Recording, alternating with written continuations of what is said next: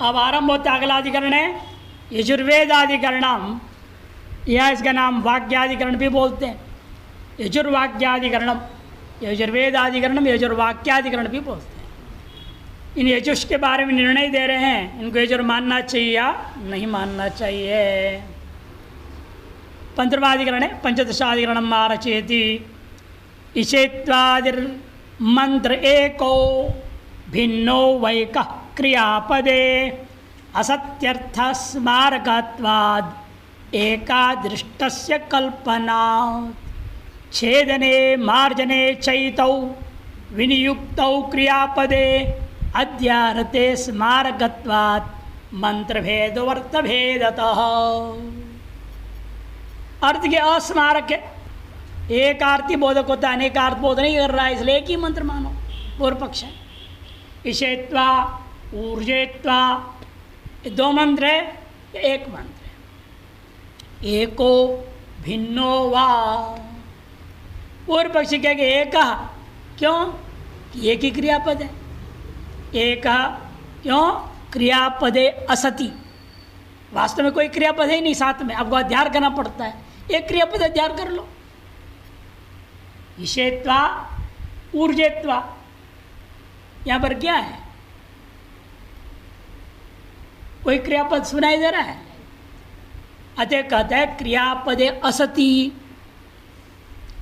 अर्थ अस्मारकत्वाद, और भिन्नार्थों का स्मरण भी करा रहा है, ऐसे भी नहीं लग रहा है, एक ही अर्थ स्मरण हो रहा है, मालूम होता है। इसे एक ही पदार्थ कर्मकांड में नियम क्या है? मंत्र किसको कहते हैं? प्रयोग संवेदार्थ स्मारक मंत्र, प्रयोग में संवेदार्थ को स्मरण कराना, अलग अलग अर्थों को स्मरण कराएगा, अलग अलग मंत्र माना जाएगा। यहाँ पे अलग अलग अर्थ का स्मारकत्व तो नहीं है, अर्थ अस्मारकत्वाद, और अतएव एकादृष्ट से कल्पनात्, दोनों मंत्रोच्चारण के द्वारा एक ही अपूर्व की हम कल्पना करेंगे। अतः मंत्र एक ही है। सिद्धांत कहते नहीं, याज्ञिकों ने इसको प्रयोग करते हुए तो छेदन और मार्जन अलग अलग कार्य के लिए, ईशत्वा को अलग के लिए, ऊर्जत्वा को अलग कार्य के लिए प्रयोग किया। छेदने मार्जने चैतौ विनियुक्तौ क्रियापद, अतएव हम क्या करेंगे? दो क्रियापद का अध्यार कर लेंगे। ईशत्वेति छिनद्मि, ऊर्जत्वेति मार्जयामि, ऐसे दो क्रियापद अध्यार कर लिया जाएगा। अतएव तत्व क्रियाओं के द्वारा तत्व पदार्थ विशेष छेदन और मार्जन रूपी भिन्न पदार्थ का स्मारक है। अर्थ स्मारकत्वात् मंत्र भेदो अर्थ भेदतः, अर्थ भेद का स्मरण कराने से मंत्र में भी भेद मानना चाहिए, इसलिए दो यजु है, ये एक यजु नहीं। इसे तोर्जत्वेति श्रूयते, स्वयं पद समुदाय एको मंत्र, वह यह जो पद समुदाय है एक ही मंत्र मानने चाहिए। कुतः? क्यों? अस्य दृष्टार्थत्वेन एकस्यैव दृष्ट से कल्पने लाघवात्, यह दृष्टार्थक है, अतः एक दृष्ट कल्पना करना ही लाघव है। अदृष्टार्थ इसलिए क्योंकि अब बिना मंत्र बोले भी काटोगे, मंत्र बोल के भी काट सकते हैं, काटना ही तो है, मार्जन करना है। आप दर्भ से यूँ मार्जन करते हो लकड़ी को, अब बिना मंत्र बोले भी कर सकता हो, मंत्र बोल के दोनों हो सकता। तो मंत्र बोल के ही करने से क्या होगा? अदृष्ट मानना पड़ेगा। दृष्टफल तो कुछ भी नहीं है यहाँ पर मंत्र का, मंत्र से कोई दृष्टफल नहीं दिख रहा है। अच्छा, अदृष्टार्थ होने के नाते एक ही अदृष्ट कल्पना करो, लाघव भी हो जाएगा। न च ऊरु प्रतस्व इत्यादि मंत्रवद अनुष्ठेयार्थ स्मारकत्व संभवति, ऊरो प्रतस्व इत्यादि मंत्रों के समान अनुष्ठेय किसी पदार्थ विशेष का यह स्मारक भी नहीं है, किसी पदार्थ का नाम नहीं आ रहा है साथ में, अतएव अर्थ विशेष का बोध स्मारक भी नहीं है। और क्रियापद दो होता मान लेते तो भी मैं दो अदृष्ट मान लेता, लेकिन क्रियापदाभावेन तदर्थ प्रतीत्य भावात्, क्रियापद का भाव होने से अनेकादृष्ट रूपी पदार्थ प्रतीति भी नहीं है।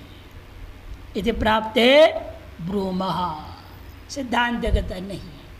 इषेत्वेति क्षणत्ति ऊर्जेत्वेति अनुमार्ष्टीति, पलाश शाखाया छेदन मार्जन योर एतो विनियुक्त, पलाश की पेड़ की शाखा का छेदन और मार्जन में इनका विनियोग किया गया। कई बार वेदों में स्पष्ट क्रियापद आदि के साथ विनियोग ना भी हो, इसे जो स्रोत सूत्रों को बनाया गया, स्रोत सूत्र विभाग पर समझा देता है ये किसके लिए काम कर रहे हैं, किसके लिए उपयोग करना है, बता दिया उसको, निर्णय हो जाता है। अतः दो भिन्न कार्य के निर्णय हो गया है, छेदन और मार्जन। मार्जन यो रेतो विनियुक्तो तदनुसारेण छिन्नद्मि अनुमार्जमि इत्यम क्रियापद अध्याहृते। इसके अनुसार, इस विधि के अनुसार हम क्या करेंगे, छिन्नद्मि ऐसा अध्यार कर लेंगे, अनुमार्जमि ऐसे क्रियापद अध्यार कर लिया जाएगा। अनुष्ठेय अर्थ स्मारकत्वाद अर्थभेदेन वाक्य भेदाद यजुर्मंत्र भेद इति। अनुष्ठेय के अर्थ का स्मारक होने के नाते और अर्थ का भेद होने से वाक्य भेद मानो, वाक्य भेद होने से इस यजुर्मंत्रों में परस्पर भेद मानना चाहिए। इष्मानाय अन्नाय भो पलाश शाके, इषेत्वा का क्या अर्थ है, इषेत्वा, इषे मने इष्माणाय अन्नाय, जो देवताओं के लिए मैं क्या करने जा रहा हूँ, पुरणाश आदि बनाऊंगा ना, दूध दही बनाऊंगा, ददना जो होती, पैसा जो होती, दूध दही से हवन हो जाता है, आज दूध से पुरणाश बनाया जाएगा, देवताओं के लिए एक अन्न बना रहा हूँ मैं।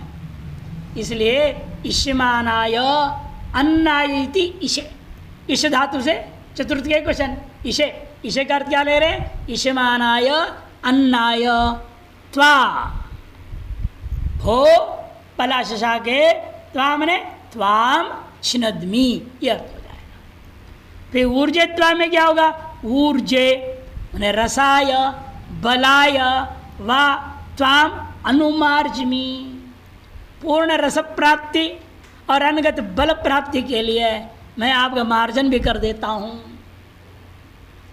इस प्रकार से इनका अर्थभेद है दोनों में, एक अन्न के लिए है, एक बल के लिए, अर्थभेद हो गया।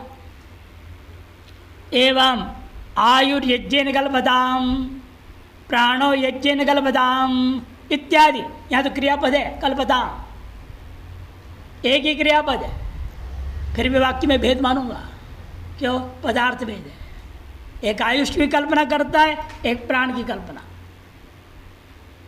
आयुर्यज्ञेन कल्पताम प्राणो यज्ञेन कल्पताम, इस प्रकार से इत्यादि में क्लृप्ति सामान्य रूप से अर्थ से एकत्वपि, क्रिया के अगर बुद्धिमान क्लृप्ति जो है पदार्थ एक होने के बावजूद भी आयुरादि विशेषण के द्वारा आयुर्यादि भेद भिन्नत्वात् अर्थ भेद वाक्य भेद यो, इसलिए अर्थ भेद वाक्य भेद यो, अर्थ भेदात वाक्य भेद, वाक्य भेदात जो है स्पष्टत्वात् क्लृप्तिर्वाच्यतीति, क्लृप्ति भौतुश्च चोहितत्वाच्च यजुर्भेदो दृष्ट।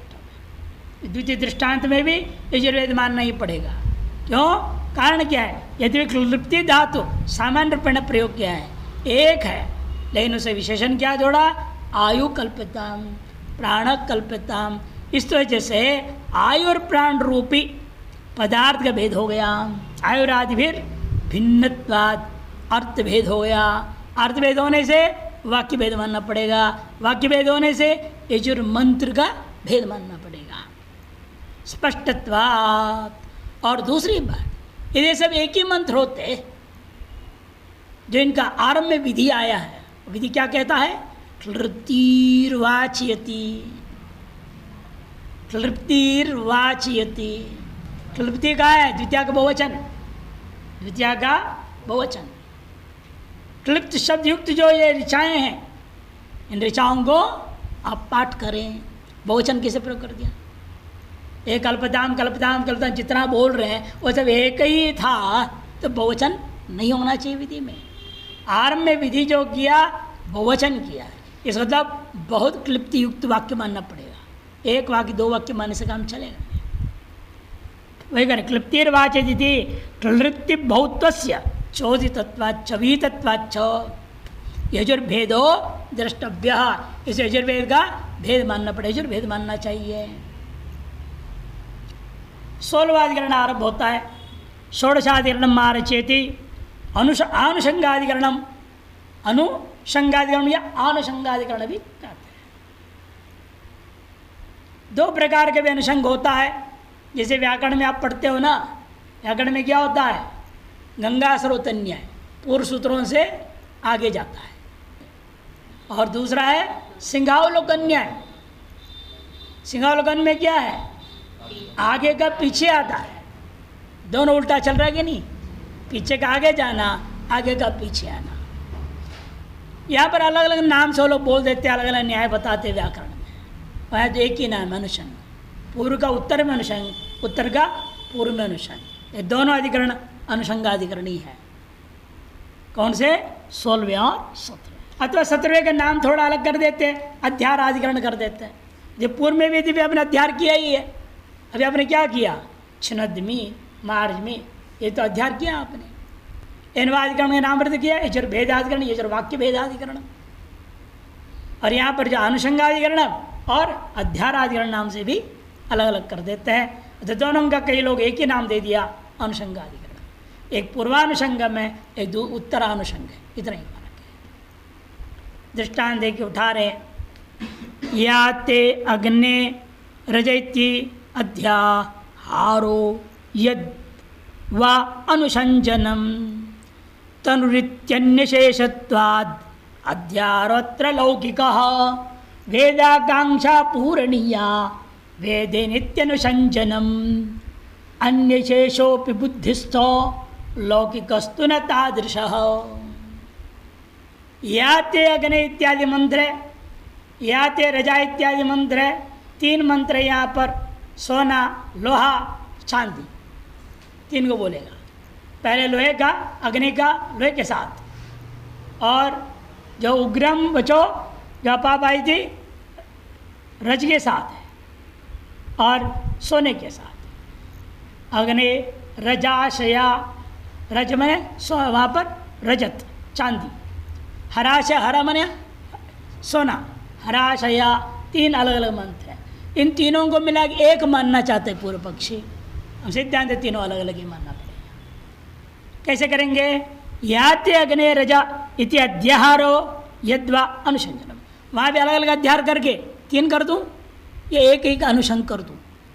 पहला मंत्र में जो अधिक है उसको उत्तर मंत्रों में भी अनुवृत्ति कर लो। जैसे व्याकरण में होता है, पूर्व सूत्र में एक पद है, उसको आगे सूत्रों में भी चला जाता है, उन वाक्यों में भी अर्थ जो अर्थ विशेष पैदा कर देता है। वैसे यहाँ मान लिया जाए, सिद्धांति अनुसंजन है और पूर्व पक्ष अलग अलग अध्यार करो। बोलिए, यात्यग्ने रज इत्यादि अध्यारो यद्वा अनुसंजनम, ये संशय हो गया। तनुरिति अन्य शेषत्वात्, पहला मंत्र में जो तनुर्वशिष्ठा गहुवरिष्ठा ये है वाक्य शेष। अन्य में 2 में वाक्य शेष कुछ भी नहीं। पहला मंत्र में वाक्य शेष है, दूसरे और तीसरे में वाक्य शेष नहीं है। अब क्या, पहले में जो विद्वान उसी वाक्य शेष को दूसरे और तीसरे में भी जोड़ के पाठ करना है या नहीं करना, या कुछ अन्य अध्यार कर लो। पूर्व पक्षी कहता है उसको कैसे लाऊंगा, जो दूसरे मंत्र शेष को चरितार्थ हो गया। अब यहाँ क्यों कर आएगा, वो दूसरे में नहीं आएगा। लेकिन दूसरे में चाहते हैं कुछ न कुछ अध्यार कर लेना, पूरा कर लो। जैसे आपने छिन्नद्मी मार्ग में आपने सम्मार्ग में करके अध्यार किया, यहाँ भी कुछ न लौकिक अध्यार कर लो। सिद्धांत अध्यार नहीं। क्यों, लौकिक अध्यार करने के लिए बाह्य सापेक्षता है,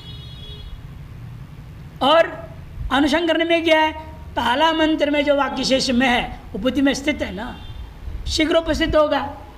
बाहर से लाओ और भीतर कर लो, दोनों फर्क है ना। भीतर कर लो वो लाघव है, बाहर से लाना में गौरव है। ये सिद्धांति का हेतु है। तनुरीत्या अन्य शेषत्वाद अध्यारोत्र लौकिका, इसे लौकिक अध्यार कर लेना चाहिए, पूर्व पक्ष कहता है। सिद्धांति कहता है नहीं, वेद में किसी चीज़ की आकांक्षा होती है उसको पूरा करना है वेद के से, लोक से नहीं। वैदिक का वेदाकांक्षा पूर्णिया वेदेना इति, इसलिए अनुसंजनम। कैसे अनुसंग करोगे, वो तो अन्य शेष अनिचरितार्थ हो गया। कहते अन्य शेषोपि, अन्य शेष होने पर भी शेषत्वेन बुद्धि में उपस्थित है ना। पहले मंत्र का यह मुख्य मंत्र है, यह उसका वाक्य शेष है, शेषत्व न बुद्धि में बैठा हुआ है। अब अगले दो मंत्रों में शेष की आकांक्षा हुई तो क्या होगा, बुद्धि घट से उपस्थित हो जाएगा। बुद्धि में है ये वो शेषत्व न उपस्थित हो जाएंगे। अच्छा, लौकिक बाह्य कल्पना करने की हमें जरूरत नहीं है। अन्य शेषोपि बुद्धिस्तो लौकिकस्तु न तादृश। लौकिक निकट में शीघ्र में उपस्थित होने के सामर्थ्य वाला नहीं है। ज्योतिष्ठोम प्रकरण में उपसद्धो में ऐशो एवं मामनायते। उपसदिष्टियाँ होती है जो ज्योतिष्ठोम याग में, दीक्षनिष्टि, उपसिद्धि, आतिथ्यष्टि, उपसदिष्टि इष्टियाँ होती है पहले 3 दिन, फिर आगे 3 दिन विशेष याग होता है। 6 दिन का न्यूनतम कार्यक्रम माना गया और संग्रह में आया था। अब मंत्र क्या है वहाँ पर, या ते अग्ने या शया तनुर्वशिष्ठा गहुवरेष्ठा। या ते अग्ने या शया तनुर वर्षिष्ठा गहुवरेष्ठा। श्रेष्ठ गहुवरेष्ठ अत्यंत गूढ़ भी है, वर्षिष्ठ में अत्यंत वृद्ध भी है। ऐसे आपका तनु है जो हे अग्नि लोहे से बना हुआ है।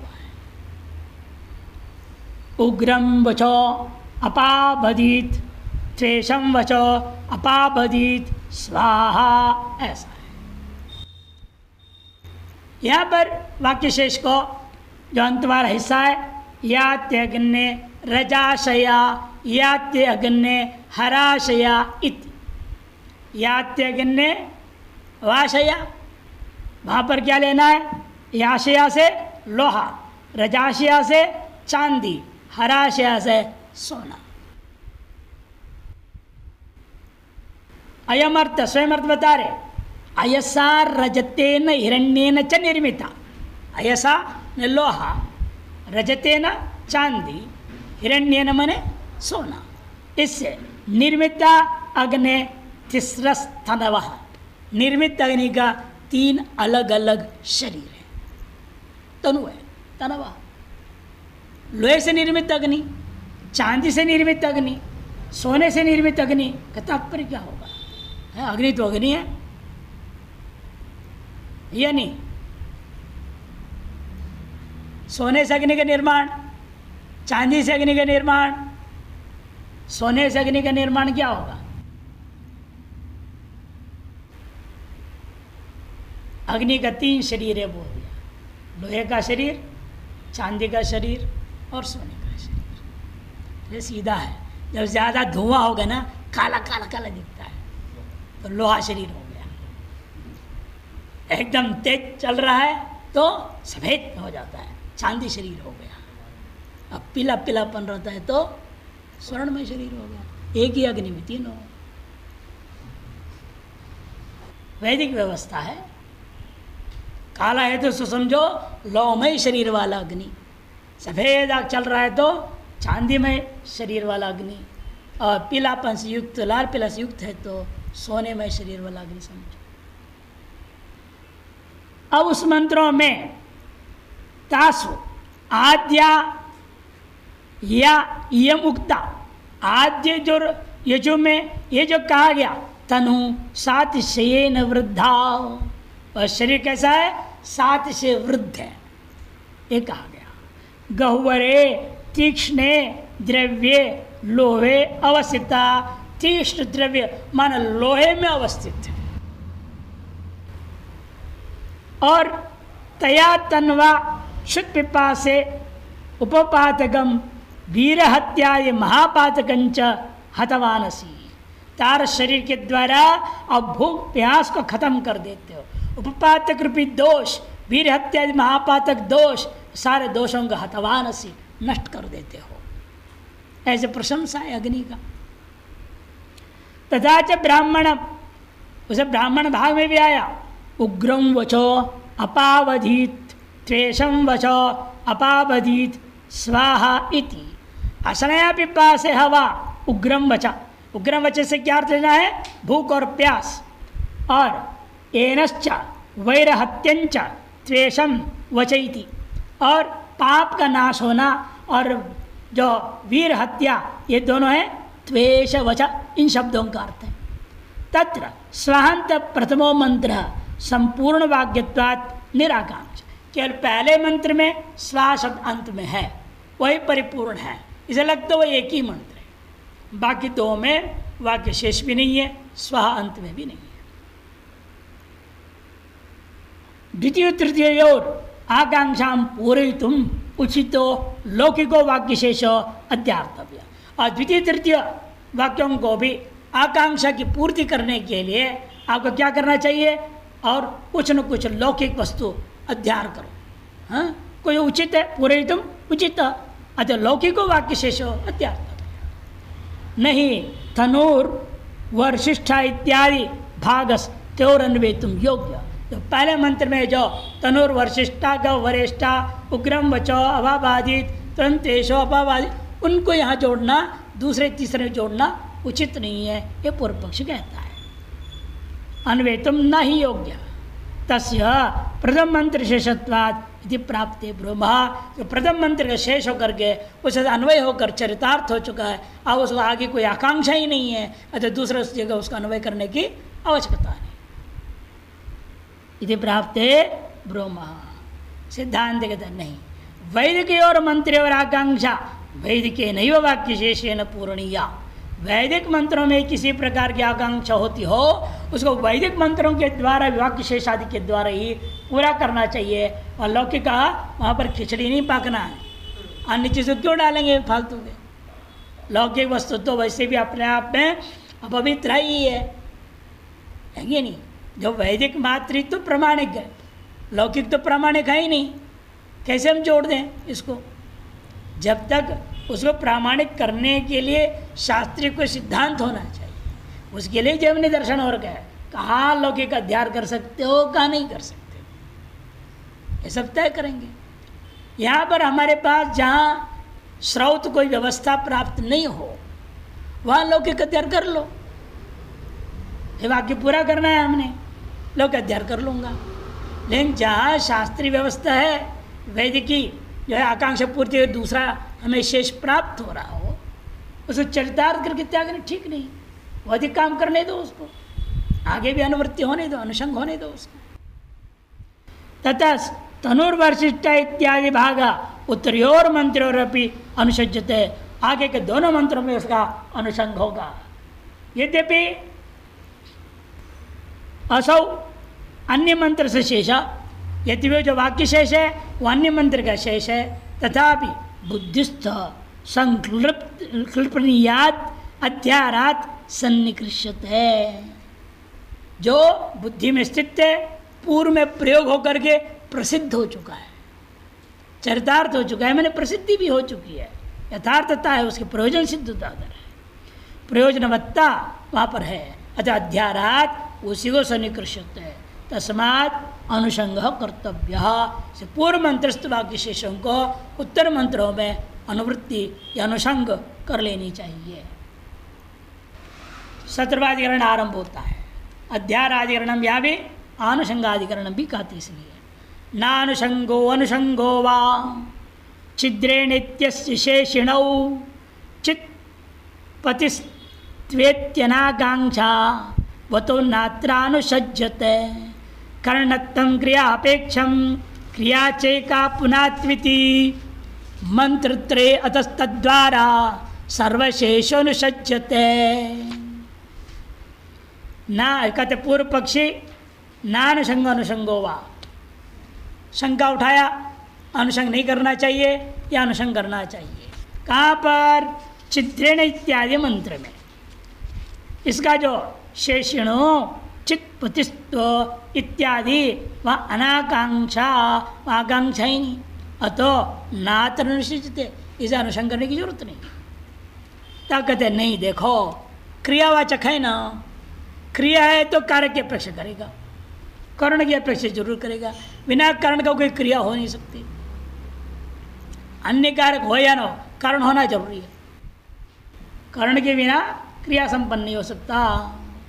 कर्णत्व क्रियापेक्षा, क्रिया चाहिए का और कर एक पठित है पुनः तो करके, अतएव उस क्रिया के बल पर मंत्र त्रय अतस्तद्वारा पुनः तो रूपी क्रिया द्वारा तीनों मंत्रों में हम कर्ण अपेक्षा आकांक्षा कर सकते हैं। सर्वशेष अनुसज्जते, इसलिए जो एक में शेष है अन्यों में विशेषत्व न अनुसंग कर लिया जाएगा।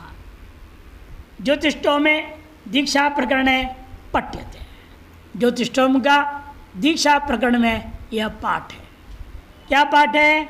चित पतिस्त्वा पुनातो, वाक् पतिस्त्वा पुनातो, देवस्त्वा सविता पुनातो, अच्छिद्रेण पवित्रेण वसः सूर्यस्य रश्मिभिरिति। देखो अंत वाले में यह वाक्य शेष है, पहले दो में उसका विपरीत। अब पहले वाले वाक्य शेष था, आगे दो मंत्रों में वाक्य शेष नहीं था। या पहले दो मंत्र में वाक्य शेष नहीं है, तीसरे में वाक्य शेष है। लेकिन तीनों में पुनः तो क्रिया है, यहाँ ये विशेषता है। तीनों में यहाँ पुनः तो क्रिया है। चित पतिस्त्वा पुनातु, वाक् पतिस्त्वा पुनातु, देवस्त्वा सविता पुनातु, अच्छिद्रेण पवित्रेण वसः सूर्यस्य रश्मिभिरिति। तत्र तृतीय मंत्र शेष अच्छिद्रेण इत्यादि भाग प्रथम द्वितीय मंत्रयोर नानुसज्जते। पूर्व पक्ष कहता है तीसरे मंत्र में जो शेष है पहले दो मंत्र में उसको जोड़ा नहीं जा सकता, अनुसंग नहीं किया जाएगा। कुतः? क्योंकि पहले वाले भी क्रियापत्व ही है, अतः निराकांक्ष हो जाएगा। निराकांक्षत्वात् नहीं चित प्रतिस्त्वा पुनातु, वाक् प्रतिस्त्वा पुनातु इत्यनयो शेषिणः संपूर्ण वाक्ययोः काचित् शेष आकांक्षा अस्ति। यहाँ दोनों शेषी हैं, इनमें किसी शेष की आकांक्षा है ही नहीं। अपने आप में क्रियापद है, सब है, पूरा हो गया, उसे का मंत्र रूप में प्रयोग हो सकता है। इति प्राप्ते ब्रह्मा माबुच्छेषिणीर आकांक्षा। ठीक है आपका कहना, शेषी में भले आकांक्षा नहीं है, लेकिन शेष में तो आकांक्षा है। क्यों? क्रियापद को सुन लिया, पुनः तो किस कर्ण से? कर्ण तो चाहिए ना।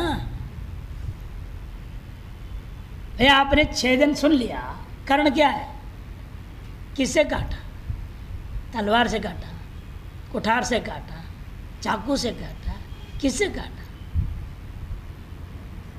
हमेशा क्रिया श्रवण होते ही कर्ण तो जरूर मांगा जाए, बाकी हो या ना हो, कर्ता कर्म वगैरह गौण हो जाता है।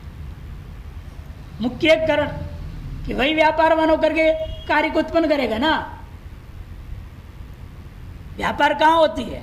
कर्ण में, तभी कार्य उत्पन्न होता है। कर्ण में व्यापार कौन पैदा करेगा? वही गलत, वो फिर कर्ता में जाओ। क्रिया के साक्षात संबंध मुख्य रूपेण व्यापार द्वारा कर्ण में ही होता है। जैसे कुठार है, कुठारेण छिनदमी, कुठार से छेदन करता हूँ। कैसे करोगे? उद्यमन निपतन रूपी व्यापार से पटक पटक करना पड़ेगा। से छेदन रूपी विभाग रूपी क्रिया के लिए कर्ण है कौन? कुठार। व्यापार कौन कर रहा है बीच में? क्रिया वो पर माननी पड़ी। इसे हमेशा क्रिया कर्ण के बिना, व्यापार आरूढ़ कर्ण के बिना कोई कार्य उत्पन्न नहीं कर सकता। द्वैती भाव रूपी कार्य छेदन से उत्पन्न होता है। और यह पवित्रीकरण की बात है, किससे पवित्र कर रहा हूं मैं? पूछेंगे तो क्या बताएं? पहले मंत्र शेष तो है नहीं, दोनों किससे हो रहा है बता नहीं रहा है। तीसरे में बता दिया सूर्य के किरणों से, सूर्य से रश्मि भी। कैसे सूर्य का रश्मि? सूर्य का विशेषण दिया, वसोहो सूर्यस्य, सर्वधन रूपा सूर्य है। उसके रश्मियां कैसे है? वो रश्मि अच्छिद्रेण पवित्रेण, रश्मियां आती हैं तो निरंतर है, अच्छिद्रेण, बीच में गैप नहीं होता, व्यवधान नहीं होता, सीधे आते हैं और पवित्र करने वाले हैं। पवित्र करते हैं, पवित्र करने के साधन तो कौन से? कई है पवित्र करने के साधन। जल भी है पवित्र करने का, वायु भी है, अग्नि भी है, नहीं सर्वश्रेष्ठ साधन तो सूर्य है। कोई चीज सूर्य में सुखा दो, सूर्य की क्षमता इतनी है कि प्राण आधान कर देते हैं ना, प्राण आधान करने से पवित्र हो जाता है। तत्र तृतीय मंत्र शेषो, ये जो था तब सिद्धांत के वैभव नैचित प्रतिस्त्वा पुनः तो वाचो इत्यादि पूर्व पक्ष कहना है संपूर्ण है, इसलिए वहाँ पर कोई आकांक्षा ही नहीं है, तो क्यों हम अनुसंग करेंगे? अनुसंग नहीं किया जाएगा। इति प्राप्ति ब्रह्मा माब शेषनीर आकांक्षा, शेषियों में आकांक्षा भले ही ना हो तथापि शेषस्य आकांक्षास्ति, शेष जो है उसमें आकांक्षा है कि आपने पवित्रेण रश्मि भीर इत्युक्तम, कर्ण आपने कहा इत्युक्तम, ये जो कहा गया है कर्णत्व भी क्रियाम अपेक्षित है, क्रिया की अपेक्षा करेगा। क्रिया कर्ण की अपेक्षा, कर्ण यदि है तो क्रिया की अपेक्षा, बिना इन दोनों का कार्य सिद्ध होना ही नहीं है। क्रिया च पुनः तृतीयेषा त्रिशोपि मंत्रेषु एका, पुनः तो 3 बार कहा गया, तीनों ही मंत्रों में एक एक क्रिया अनुवृत्त हो रखा है, अतः वाक्य शेष एक ही सभी में अनुभव होने में भी कोई दोष नहीं है।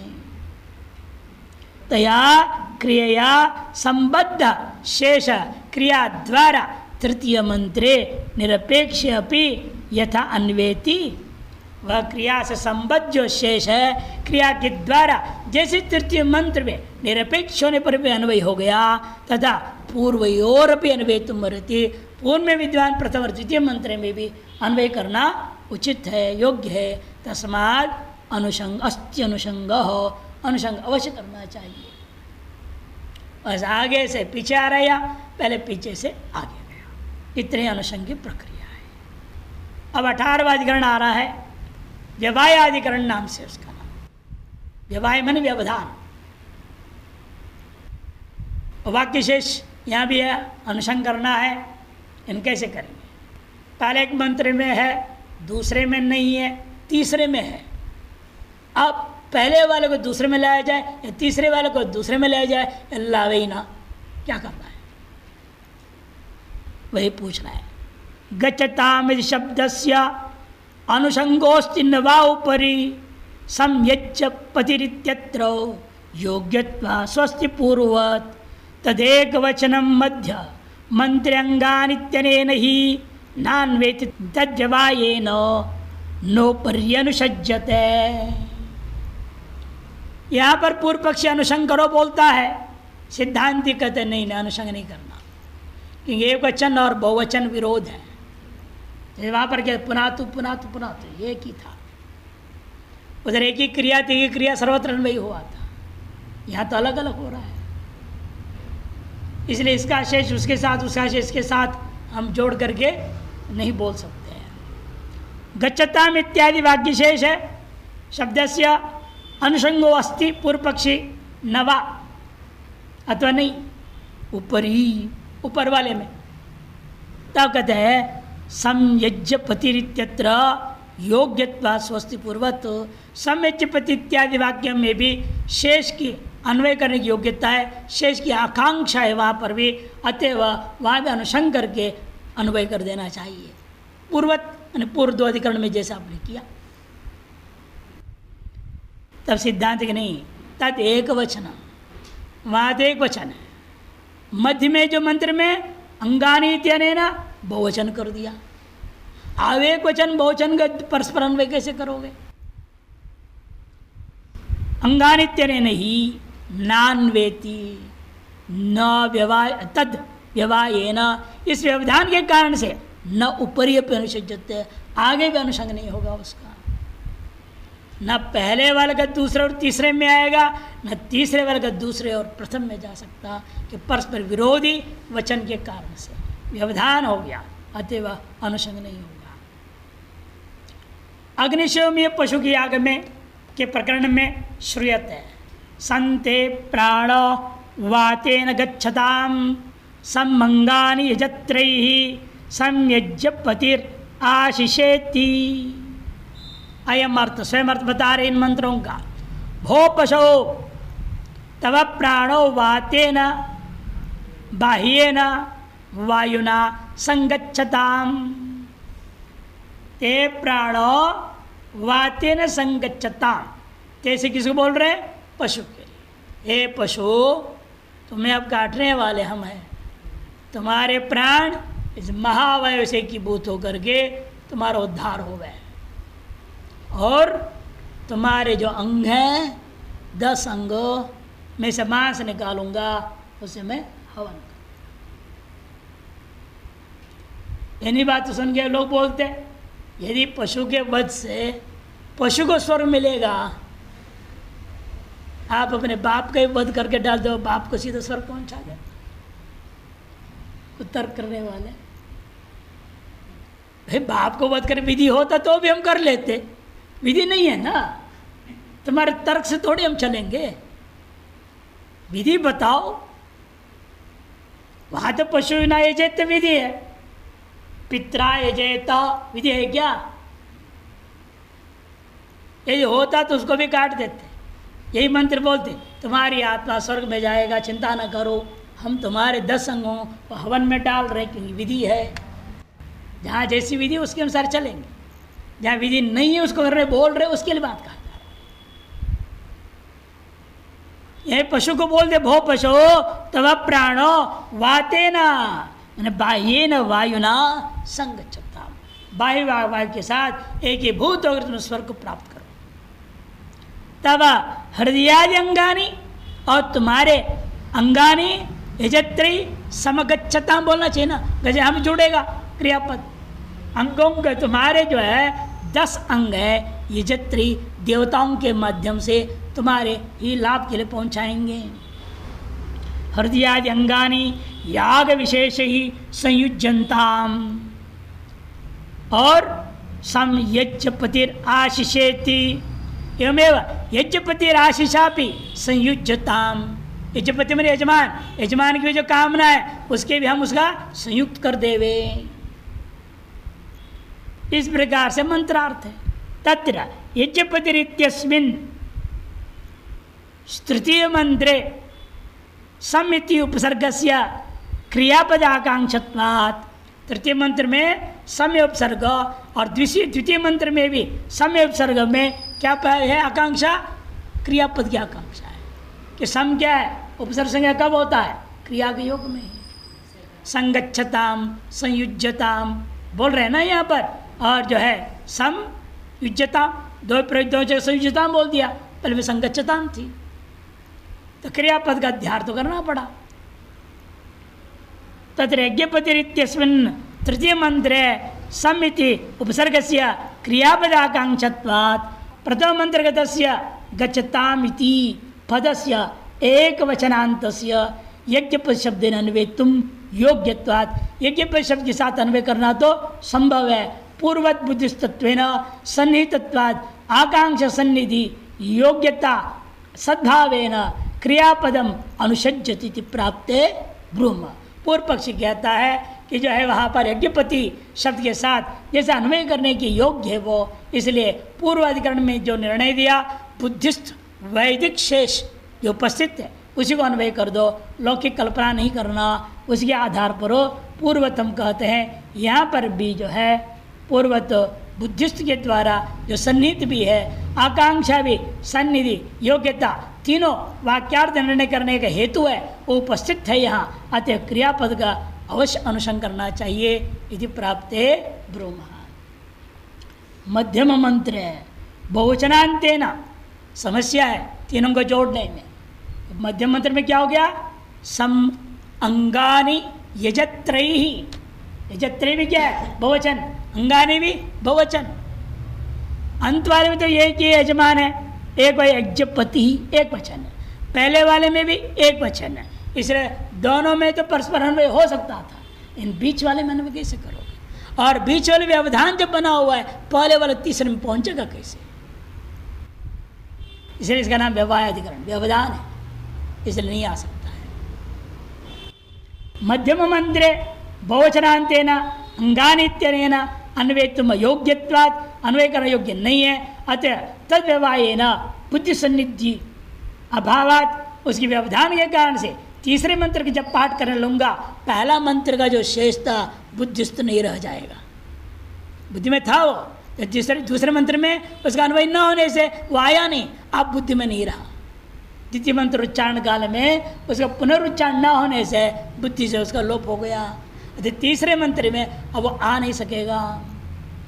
बुद्धि सन्निध्य भावात नास्ति अनुषंग ततो द्वितीय तृतीय मंत्र यथोचितम वाक्य शेषो अध्यार्तव्य। इसे द्वितीय और तृतीय मंत्र में अलग हमें क्रियापद का अध्यार करना पड़ेगा, गच्छताम को नहीं ला सकते। इन्होंने क्या किया, इसलिए संयुज्यंताम संयुज्यताम, जहाँ जैसे वचन के हिसाब से संयुज्यंताम कर दो बहुवचन, संयुज्यताम कर दो एक वचन, जहाँ बहुत्व है बहुवचन, एकत्व है एक वचन का अध्यार करके हम अन्वय कर देंगे। वाक्य शेषो अध्यार्तव्य से द्वितीय और तृतीय मंत्रों में यथोचित लौकिक क्रियावाचक पद का हम क्या करेंगे, अनुषंग अध्यार करेंगे। इति माधवीय जैमिनी न्यायमाला विस्तरे द्वितीय अध्याय से प्रथम पाद परिपूर्ण। द्वितीय पाद आरंभ होगा। द्वितीय पाद का प्रथमाधिकरण आरचन करते, इसका शब्दांतराधिकरणम। अब कर्म भेद में आएंगे। अब क्या हो गया, पहले वेद भेद ले लिया, यजुर्भेद ले लिया, यजुर्भेद में मंत्र भेद, अनुषंग पूर्वक मंत्र भेद माना जाए, एक मंत्र माना जाए, ऐसे विचार पूरा हो गया प्रथम पाद में। द्वितीय पाद में कर्म का ही भेद कैसे होगा, 6 हेतुओं पर विस्तृत रूप में विचार करेंगे। सबसे पहला शब्दांतराधिकरण, कहीं यजति आया, कहीं ज्योति आया, कहीं ददाति आ गया, कहीं निर्वपेत आ गया। धातु भेद है, शब्द ही भिन्न है, शब्दांतर में शब्द ही भिन्न भिन्न है, अतएव कर्म भी भिन्न भिन्न मानना चाहिए। पहला ही बात उठाएगा। ददाति यजति इत्यादो भावनैक्यम उथान्यथा आख्यातैक्यात्तदेकत्वं धातु भेद प्रयोजकः। धातु भेदेन भिन्नत्वम् आख्याते श्रूयते ततः उत्पत्त्येकानुरक्तत्वात् भिद्यन्ते भावनामितः। ददाति यजति इत्यादि में भावना ऐक्य मानना चाहिए अथवा अन्यथा माने अलग अलग मानना चाहिए। आख्यात ऐक्यात जो आया हुआ आख्यात तो एक ही है, अतएव भावना भी एकत्व, तदेकत्व ने भावनिकत्व। धातु भेद है ना, धातु भेद प्रयोजक। धातु भेद जो है भावना भेद का प्रयोजक नहीं है, तो सिद्धांत कहते नहीं। धातु भेदेन भिन्नत्वम, धातु भेद के आधार पर भी भावना का भेद मानना चाहिए। क्यों, आख्याते श्रूयते ततः, आख्यात में धातु भेद से भावना भेद भी व्याकरण ने भी स्वीकार किया, नहीं तो अनेक धातु बनाने की जरूरत ही क्या है। ये सकल क्रियापद करे एक ही भावना अभिव्यक्त होता होगा, फिर धातु भेद व्यर्थ हो जाएगा, धातु पाठ करना ही पाणिनि के व्यर्थ हो जाएगा। अतएव उत्पत्त्येकानुरक्तत्वात् भिद्यन्ते भावनामितः। उत्पत्ति रूपी एक प्रयोजन से अनुरक्त होने के नाते भावना का भेद अवश्य मानना चाहिए। धातु भेद से परस्पर भावना का भी भेद मानना पड़ेगा। इसका विस्तार